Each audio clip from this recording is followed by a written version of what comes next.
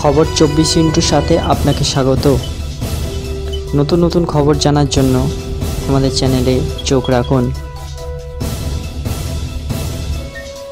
নমস্কার, খবর 24 সাথে আপনাদের স্বাগত।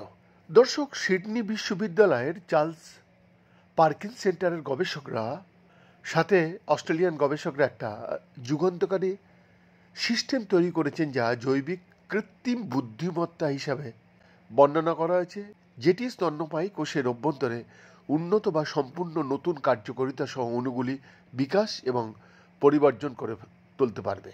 এই বিজ্ঞানী দলের মতে এই উদ্ভাবন আগামী দিনে বিজ্ঞানীদের আরও সুনির্দিষ্ট গবেষণা সরঞ্জাম এবং লক্ষ্যযুক্ত জিন থেরাপি তৈরির একটা শক্তিশালী উপায় কিন্তু প্রদান করতে পারবে। প্রোটিয়াস বা প্রো-10 এভলিউশন ইউজিং সিলেকশন নামক এই সিস্টেমটি নির্দেশিত বিবর্তন নামে পরিচিত একটি পদ্ধতির ওপর নির্মিত একটি পরীক্ষাগার প্রক্রিয়া, যা প্রাকৃতিক বিবর্তন কীভাবে কাজ করে তা অনুকরণ করবে।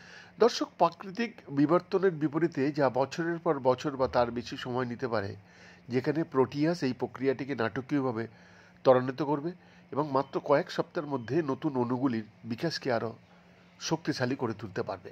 আর এই অগ্রগতি চিকিৎসা এবং চিকিৎসার উন্নতির জন্য আশাব্যঞ্জক সম্ভাবনা বহন করে নিয়ে আসবে।